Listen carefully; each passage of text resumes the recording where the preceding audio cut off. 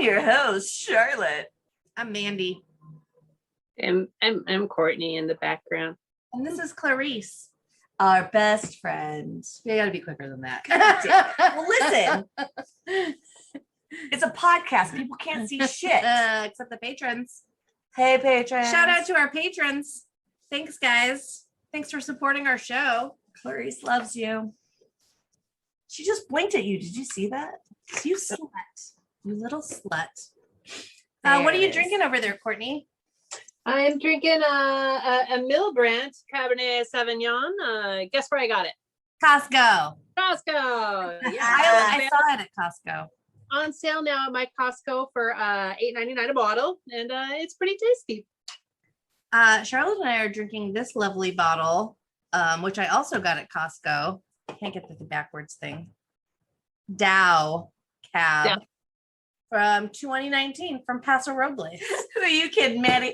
Some of us are double fisting tonight. Coors Light and the wine. I may or may not also have some strawberry Mike's Hard Lemonade in this from earlier today. It's been a day. I'm glad that we're gonna get this done right. Yeah, for fucking sure we are.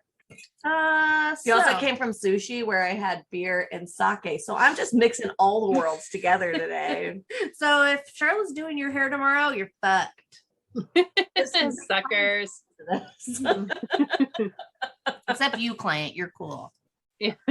Brenda, I'm sorry. I will be 100% for you tomorrow. This won't even get released until Maybe next Monday anyway. She won't listen to it for a month from now and be like, that's what that fucking bitch was on. She was on sake and sushi. How dare she? What's happening in the world? What's cool? Besides Ted Cruz is a fucking douchebag. That's what's going on. Everybody knows that. Yeah, but he did something extra super douchey yesterday. Oh, he announced that he's like, oh, listen, not super PACs, but listen, corporations. Good luck getting support here on out. You know, you thought we were supporting you, but you know what? You turned your back on us. So we're turning our back on you. And pretty much everybody on Twitter said, okay, so you've been in the pocket of corporations this whole time. Thank you for the clarification. We thought so. But, you know, thank you for clarifying that. No. Like, fuck you, Ted. Maybe he was tired, you know, like he's like going through a lot. He gets tired. He had to take a nappy nap during the president's speech to Congress. He's a tired little guy. He's a tired little guy. His little Wolverine chops. It takes a lot of work to fashion that every day. There's somebody had put a meme out a while back that was like Ted Cruz is like Wolverine, only if Wolverine instead of steel claws had 3 flaccid penises come out of his hand. And so every time I see Ted Cruz, I think of him walking around with like a bunch of flaccid dicks coming out of his hands. I love that so much. Thank you, Ted Cruz. What a piece of shit. Garbage human being. Lindsey Graham and his wife, I don't know what her name is, are moving to Florida. Mrs. Lady Graham? But Lady Graham, Mrs. Graham, right? Are moved like her Twitter was about to be the proud new residents of Florida, and then of course we were like, yeah, because Florida's the GOP hellhole or whatever. But most people, which I did not know, Lindsey Graham actually was cheating on his wife, who was dying of cancer, like on her deathbed of cancer, with his now wife. And it's like, and everyone was like, yeah, be careful. There's a lot of like cocktail waitresses out there for your husband to go, oh, sorry, you don't have cancer, so maybe he won't be cheating on you. Like it was pretty great. It was a whole line of Lindsey Graham is a piece of fucking shit. Wasn't that a Rush Limbaugh move too? Didn't like Rush cheat on his wife while she was dying of cancer? Yep. Because it's all about them. Wait, you're not paying attention to me? I know you're dying, but what about me? And my flaccid wiener. I wasn't sure what was really going on in the world since I haven't been paying attention. So I just Google News. And this article came up, which I haven't clicked on, but I thought maybe we could click on it together. It says McDonald's customers are deeply divided over a disgusting, in quotes, new menu item. They say not worth it. Oh, click it. Click it. Okay, it's from Yahoo News. Available at the chain's locations in Singapore. All right. The hotly debated sandwich joins a long line of viral fast food items. In the past few months alone, social media has gone crazy over a, quote, Christmas pizza from Pizza Hut UK, a meatball burger from Burger King Japan, and an Oreo and Spam burger from McDonald's China. The Nope. fuck? You come No, by thank you. Oreo and Spam, salty and sweet that's not the salty and sweet I think of. Okay, so here's the latest entry. It's been similarly controversial. The chicken cheeseburger, like chick, as in like a little cute little chickie, and like in and out. Chicken cheeseburger, announced in late April, features crispy chicken, lettuce, sweet tomato chili jam, and a patty made of fried mozzarella cheese. That sounds fucking delicious. Yeah, I was gonna say I'm not mad at this. That's not controversial. That's delicious. This is In and Out. No, I was just trying to McDonald's. get you because you could read or see how it's spelled out because it's not chicken cheese. It's like Chicken cheese. N with the letter Gotcha, N. gotcha. Yeah, it does sound fucking good. But I'm glad I opened it just so that we could know that there was an Oreo and Spam burger in McDonald's China. No, I'm all about like the salty, like nuts with some honey, or like, what do they call it? The fucking gold box that you get, the See's candy. It doesn't fucking matter. You're all looking at me like I'm. Yeah, we know what's bullshit in Singapore. Mm-hmm. McDonald's is bullshit in Singapore. I don't know if this is news to you guys, but I got a little headline that said Bill and Melinda Gates are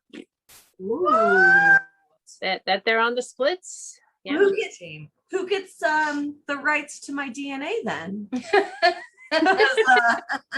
I thought they weren't it together forever. What about the 5G? What about the nanobots? But my nanobots need a mom and a dad. I'm pleased with myself. I do also have the Mormon Trail cookbook. If you guys want to Cortney, into that you a get little. to pair your whatever drink you feel goes best with whatever recipe Mandi will be reading. Well, I did just open to this page and it says Pioneer Home Remedies. Ooh. So it might not be a recipe, but obviously we're still drinking with it. Bite. I'm just gonna Bite see. or bite? I don't know. Just gonna see the first. God, I hope it's Rectum Itch. Well, you're close. The first one is called Granny Rag. I don't know what that means. Is it weird that I'm turned on? Mixed Granny Rag is like when you're 75 and still on your cotton bicycle or surfing the Crimson Wave. It doesn't say what it's for. It just says mix together hog lard, a tablespoon of turpentine, and a tablespoon of coal oil. Heat on the stove until hot. Dip a heavy flannel or a piece of old union suit. Old union suit. What's a union suit? And you wonder why insurance companies are getting sued all the time. Were you wearing gray and blue? Place on chest and pin in place with a safety pin. When cooled down, reheat and reapply. I don't get it. I don't either. Granny Rag. I would clearly pair that with the blood of my enemies. Urine from a Confederate soldier.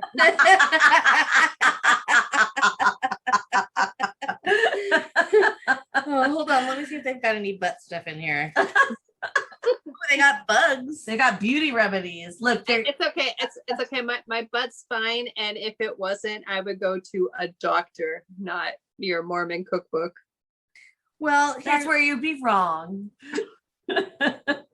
Let me I don't believe in doctors. Okay, I got a recipe for you. Just forget the fact that it says food for invalids in this section. The recipe I'm going to prepare for you is called toast water. What the fuck? Like hot ham water. No, I should not making it up. I was scouring the page going, what the fuck? Oh, there it is. Toast 2 to 3 slices of stale bread. The invalids do not get fresh bread. Until brown all the way through, but not at all scorched. Okay, that's very important. Break the toast into small pieces and put a cupful of it into a pitcher using only the toast, which is thoroughly brown. Pour on the toast 3 cups of boiling water. Let this stand for 10 minutes. Strain and serve cold. Cold. Serve it cold. Soggy toast is what I'm eating. Toast water. So Yeah, go. so you're straining, so are you giving them the water or are they eating the mush? That's a good question. It doesn't say. No, it says let this stand. So it's the mush. Okay. Put a cupful into a pitcher. Yeah, it's the mush. So what are you gonna drink with that, Cortney? I am resourceful, so I'm going to drink the water that and I am going to mix it with a splash of Hennessy because it just That's fancy. Oh, girl.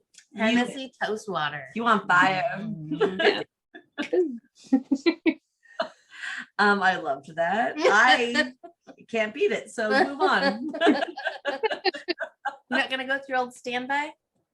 Jägermeister and toast Well, because water? you might as well be blacked out if you're going to be eating this garbage. It's my go-to. Don't worry. Jägermeister or Fireball for flavor. Don't worry, we got plenty more where that came from, right here. And so invalids, like, are they feeding that to invalids because they can't complain? They they don't have the ability, like are we talking invalids who can't speak or report the abuse that they're receiving from the people who are using this cookbook? And It is pioneer time, so who are they going to complain to? no arms or legs, rope tied around them, strapped onto a chair, bouncing on the back of the wagon. You eating can only toast water. Ring the But bell you- once for yes and twice for no. but yeah, it makes, you're going to serve them this bullshit, but like during the recipe, we're going to make it seem like we care by not the scorched bars because that would be inhumane. But if a little bit of piss falls into it or a fingernail or a band-aid, It gives it texture. Mormons. anyway. I have to say though, I have a not new client. I've done her a couple of times. Somehow didn't know that she was raised Mormon. But she was like, "Oh, my mom's gonna come into town and we're going on vacation, so it should be really fun." I'm like, "Oh, where are you gonna go?" She's like, Salt Lake City, and I'm like, "Oh, why?" And she's just like, "My mom is hardcore Mormon, so I'm gonna go take her to see the temples." And I'm like, "Oh, that's nice. She'll have a good time." Told her which it's like if you go up to Logan, you should go see the Logan Temple, and as we start to talk more and start to trust each other a little bit more, she's like, "Oh yeah, no, I was not a very good Mormon." I was like, "It's funny you should say that." I have a podcast.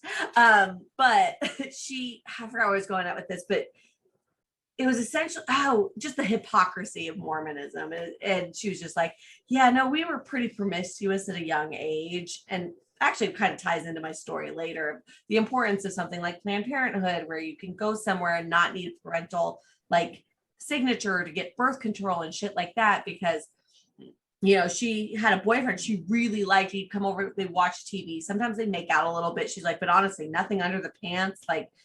We made out a little bit, but the neighbor ratted her out to her mom or to the boyfriend's mom." And it was a big long story about bullshit, and it was just because they're all in each other's business because they've got nothing better to do. And when she did become sexually active, she got on birth control, and her mom found it and threw it in the trash, and guess who became pregnant 2 months later. And it's like, oh, so just rather have a kid than not, because by not having birth control doesn't mean I'm gonna not be having sex with my boyfriend. Yeah, there was probably a better story there somewhere, but I got drunk and forgot. And guess what? I'm 16 and I don't want to take care of kids. So guess what you get to do? Well, Yeah, she exactly. kept her kid, and she's a great mom, but she just said, she's like, "God, if I had stayed on birth control, my life might be entirely different." And it's true. Well, that being said, do we have anything to repent for? I'm already gonna repent for being nearly blacked out drunk already. Already? I've been drinking all day. Sake, sushi, beer, now wine. So have I. Why? Oh, and my card's lemonade. Those shit will fucking fuck you up. It's true. I hadn't actually had a Mike's Hard Lemonade since probably Courtney, you and I were first starting to get drunk. Actually, Mike's Hard Lemonade came out later. Like we're Zima, we're old school. That's right. Zima. Remember that time I went to a Halloween party and I dressed up as the devil and I carried a case of Zima and I was collecting people's souls. I would just sell your soul for a Zima, and I got so many souls that night. That's right. I think I was a 70s hooker and I was walking around with a big old bag of baking soda. Yeah. That was good. That was great. I loved Zima. Whatever happened to Zima? Zima tasted like alcoholic Sprite. Yeah, it was good. It's like a boozy seltzer. Yeah. Well, I'm just gonna give a thumbs up to the strawberry Mike's Hard Lemonade because that shit's good. I'm sure I probably have diabetes and cancer right now because of it. 100%. 100%. I was thinking of something. Oh, Boones Farm. We probably already talked about this. Boones Farm wine. Right. Oh shit. That was the disgusting shit. That was really gross. It was like supposed to be like, like you had wine coolers. And do you remember when they used to sell wine coolers in 2 liters? Yeah. Like and then there was like Boone's Farm, and I guess Boone's Farm was supposed to be like a little bit classier, like if you were an adult, like transitioning from like a wine cooler. Both gross. Gross. This actually reminds me of a story. I was thinking maybe, I don't know how far in we are, but maybe we should take a break and hear a word from our sponsors. Yes. Since we don't have any actual sponsors yet, we're just going to keep using our fake sponsors created by... They're real sponsors. They're real companies. We didn't just make them up. Oh, just kidding. Sorry. Temple Twat is 100% real. So we'll be right back. I can provide you with their PO box number. Look it up.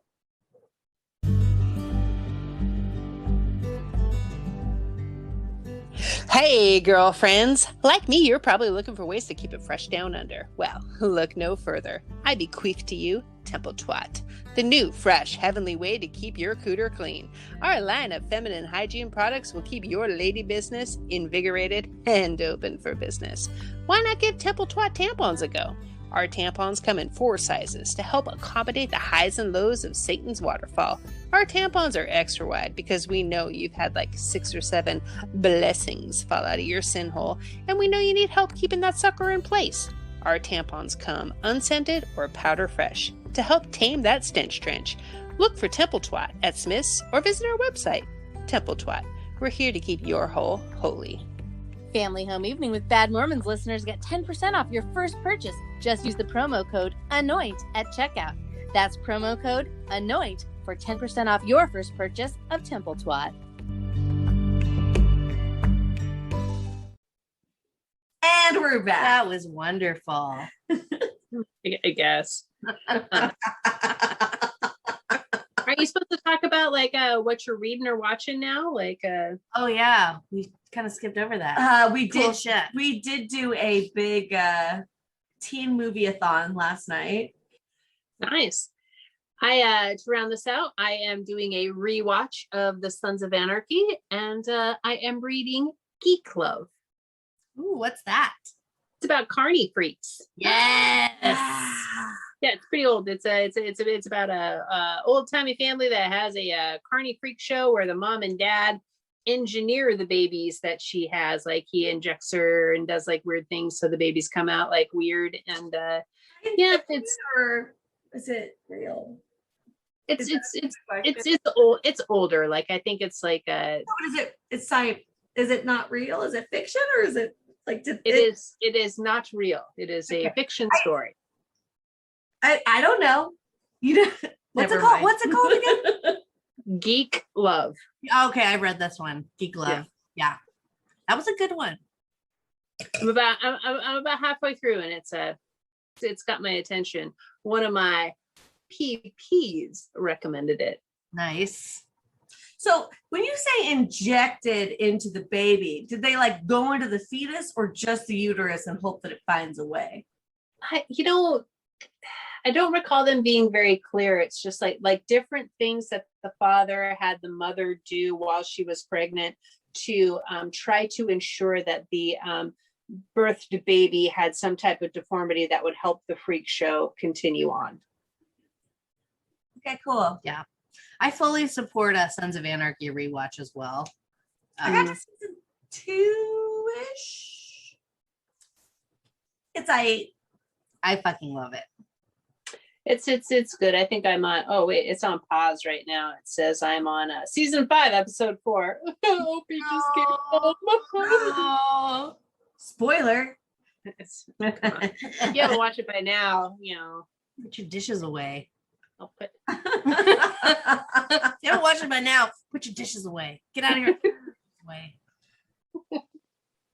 Do you guys remember, speaking of Boone's Farm and Zima's, do you guys recall playing the game where you get iced? Yeah. Wait, what is his name? Steve. Fucking Steve.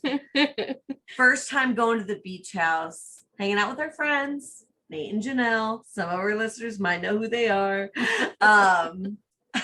We haven't actually gotten to the beach house yet, but we stopped by the grocery store.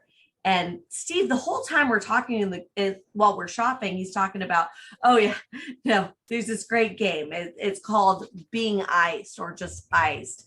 And what happens is if you go to like look for your keys, or if you go look for like a knife in the drawer, or you got to get some more toilet paper. If there's an ice sitting there, you have to open it up, get down on one knee, and you have to pound the entire thing. And I'm like, oh my God, this sounds great. If you stumble across what was it? Smirnoff Ice. Yeah, then you're surprised by it. And it's in a place where you wouldn't expect one. Like you can't open the fridge and there's one in there. Then you're surprised by it, then you have to slam it. Right. Well, now cut to. Have you played it, Courtney? No. I'm a grown-up. But I'm not. I neither. This was years ago. This was like it was. Still living in Bellingham. I am aware of Being Iced, but keep going. Anyways, my point is that he played this so fucking well. We got our groceries together. He bought the ice. I bought some too to then do to other people because I thought this was such a genius, great idea. I was putty in Steve's hands. We put the groceries in the trunk. I'm riding with him over to the beach house, and he's like, "Fuck, I can't find my keys. Shit. Did I leave my keys in the grocery store?" I was like, "Oh, I don't know. I haven't seen them." I was like, "Can you just check the glove compartment real quick?" I open it up. Sure as shit, there's a fucking ice in there. He bought it before we had like met up and put it in there just to fuck with me. And it was wonderful. I had to get out of the car, open the Smirnoff, get down on one knee and pound it. Now here's what you might not know about Smirnoff Ice, or maybe you do. It's carbonated. You can't just fucking pound it, but yeah, you have to. And you get real fucked up real fast. It was awesome. I love that game. So at our dear friend Alex's wedding, during the wedding, someone iced him. I can't remember if it was Luke, or I don't remember hearing. I heard the story. I can't recall if it was Luke or if it was Andrew, but during the wedding, somebody iced Alex. So he had to. It was like at the reception though, right? It wasn't like it was at his wedding. That's what I remember being told. It was at the actual wedding, and he was just like, "You motherfucker," I bet his wife was like, "Are you fucking serious?" No, I'm sure that she was just like, "Ah! Where's the professional photographer?" But no, like I remember hearing that story and just like like him being like mortified at his own wedding, like during the ceremony that had happened, but it went over very well. That's fucking great. From what I heard. There was one at that same beach house that somebody got an entire group of people who like walked in with a big pizza box and was like, "Hey everybody, I got pizza," and everyone was like, "Yeah!" Pizza! Opened up the pizza box. There's like 12 ices like shaped in a circle like pizza.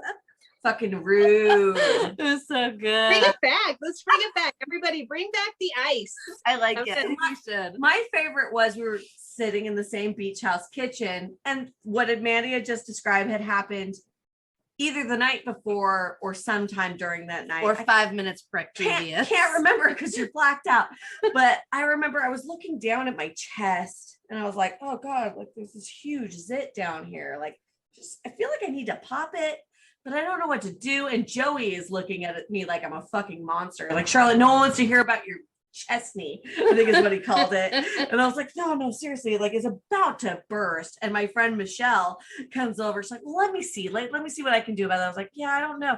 And then through my shirt, I just was like, you an ice, bitch. So yes, the ice came up through my cleavage and I said, oh, here's my bottle of ice. Now you need to pound it. Hope it didn't touch my zit. You know. That was my personal pride and joy. That's a good one. Yeah. It's a I fun enjoyed game. it. It's a real fun game. I think we hid some in the bag of chips. Got some of that way. What Nate did not appreciate was when I duct taped it to the bottom of the toilet seat. So you went to go pee. You're like, oh, I was like, technically you gotta pound it. That's all I'm saying. But then he made the rule, or maybe it was already a rule that he decided to then enforce, was you had to actually ask the person to do something first. Like, Nate, can you open up the toilet to do something, right? Not just you just stumble upon it, which I think should count. I think somebody took an upper decker in your parents' bathroom. Can you go check that out? Wow, there's 6 of them.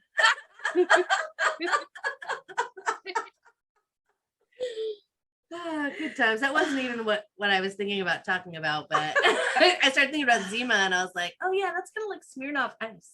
Right. Oh, I was gonna say, I want to say that I had some more recent fun ice stories with people that I worked with in the restaurant, but honestly, nothing really compares to those stories. I remember, I don't think Zima's a thing anymore. Like, I don't think they make it.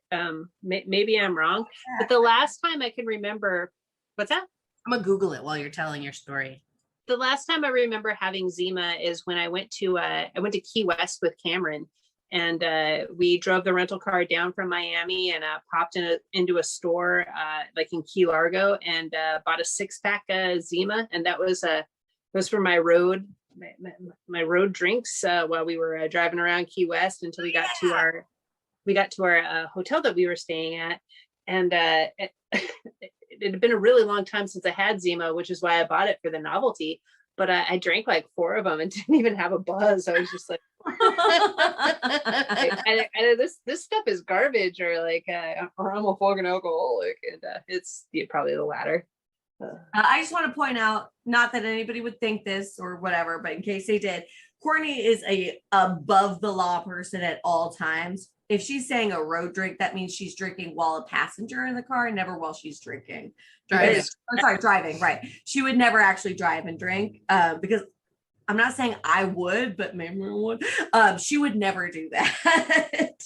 No, I'm not even a fan. Like when we go down to the Eagles Club, if I have a glass of wine, I won't drive. I don't like to mix it. You're a smart cookie, and everybody should be as smart as you. And it I'm costs fucking cheap. $1,000 if you get caught. Right. I'm fucking cheap, man. I can't afford that. You know, I'd rather spend that money on that fucking cruise I'm gonna go on with you guys. Yes. All right, you guys, your burning questions are about to be answered. The malted beverage Zima was discontinued in 2008, but it's still marketed in Japan. It did come back for a brief limited run in 2017 and 2018, but did not return in 2019. All right. I guess I missed my window. Thanks, Costco. Or went out for your homies. Just kidding. This wine's very expensive. Color me impressed. Where are you, Jane? I'm gonna dump this shit on you.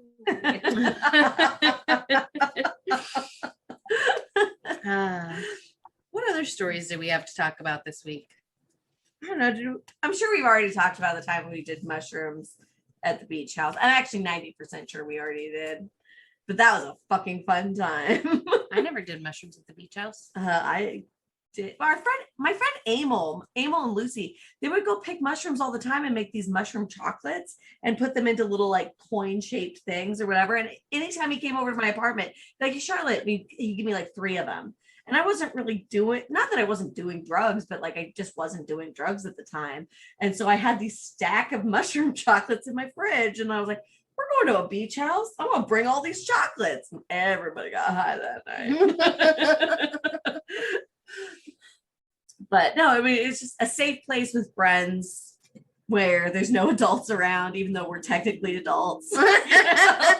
Even though I'm 37. Listen, You're a fake adult. I would say I was probably 25 at the time. You weren't there. Oh, which is why you didn't do drugs at the beach house, because you had already moved to San Francisco.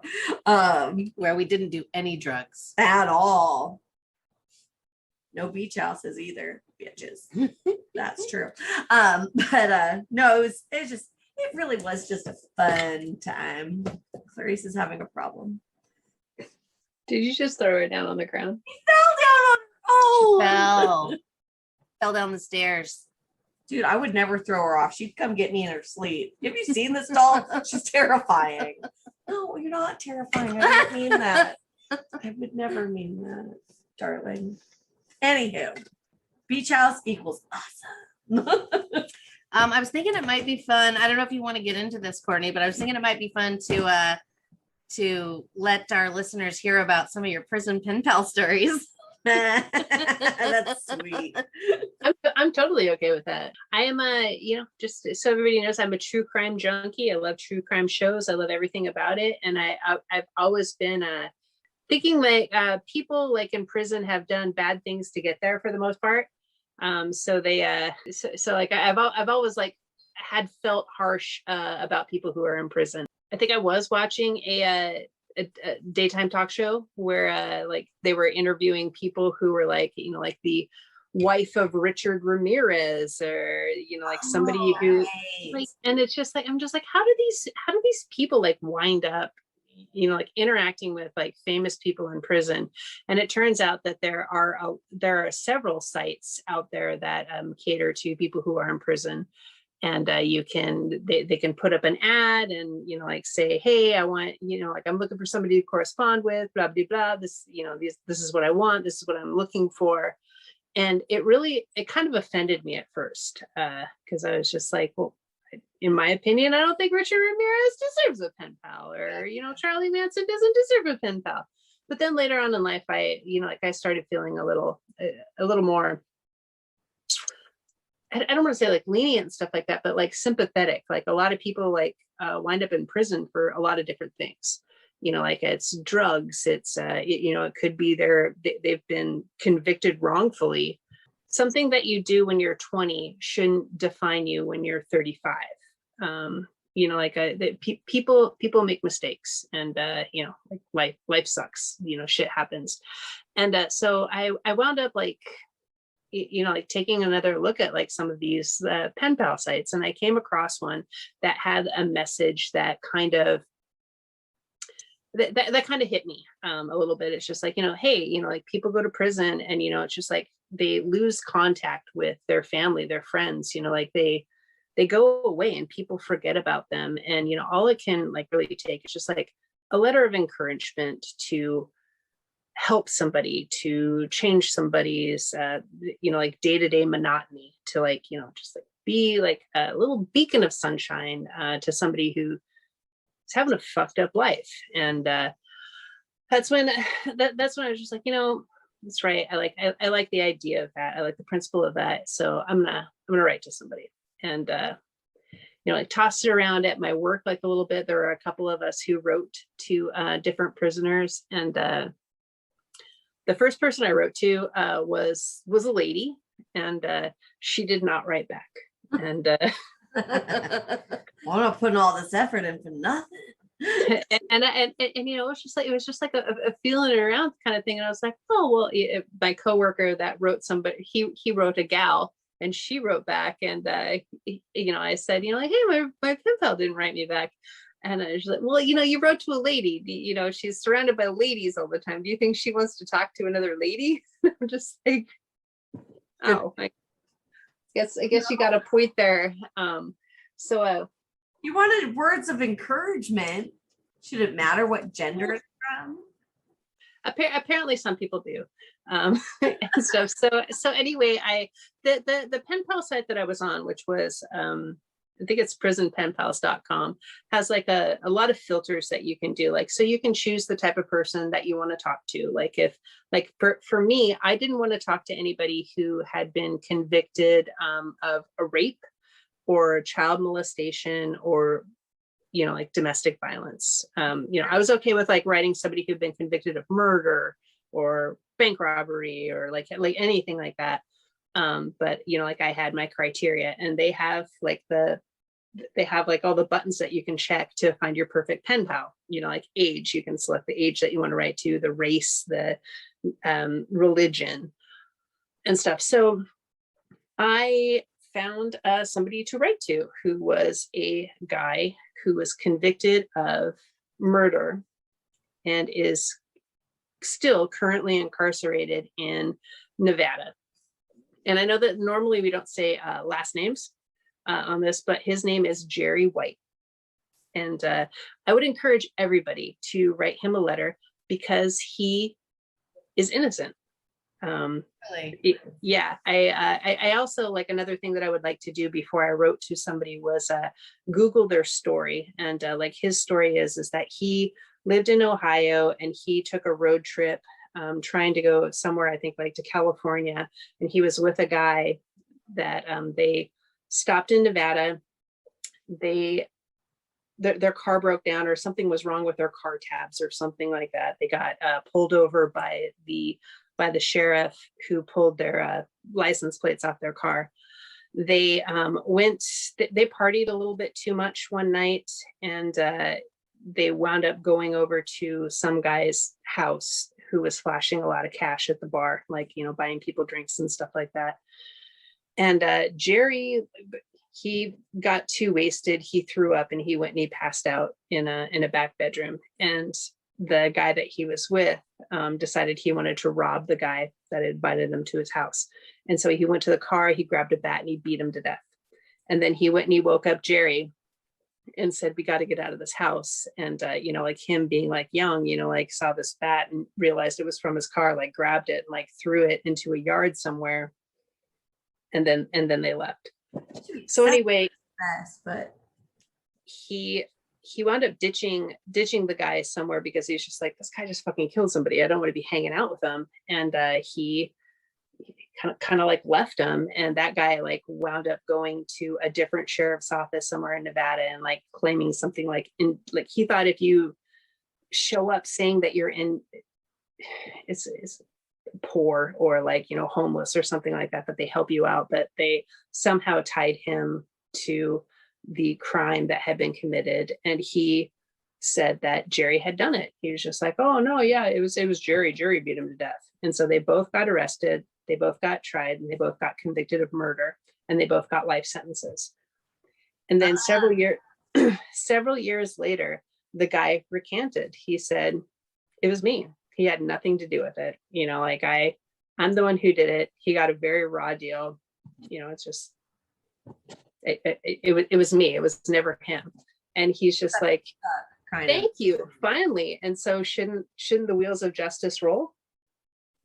He's still in prison. You know, like they're still like, you know, it's not a priority. It's not, you know. So anyway, Jerry, talk to the congressman or whatever of that state. You know, write to them. What state? He's in Nevada. So it's Nevada. He last I wrote to him, he was at a correctional facility, I think in Lovelock. Get a change. Like I said, his name is Jerry White, and he is an inmate in Nevada.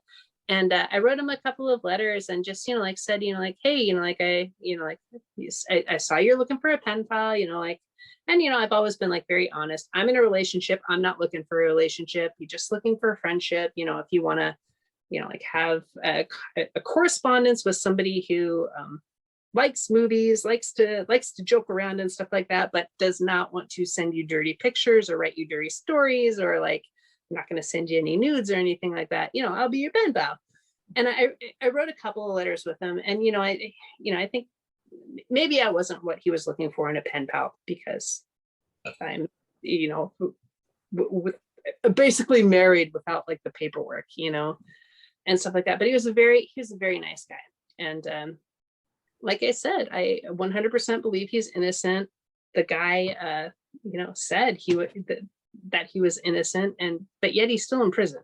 That's fucked up. West Memphis 3, right? Like there could be all the evidence or lack of evidence in the world, but to get out of the system is so much harder than to get into this system, right? But yeah, I don't know if if I Google him right now, if your listeners want to send him a letter of support. His name is Jerry White. He is serving time in Ely, Nevada right now.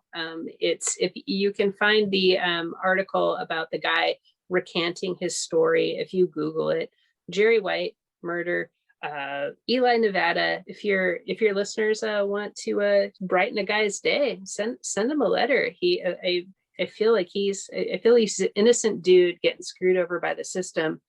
And anyway, that was my first prison pen pal. So it just goes to show that you can't judge a book by its cover, and not everybody who's convicted of murder is actually guilty. That's a fucking fact. There's a lot of these stories out there, and I wish that we could highlight more of them.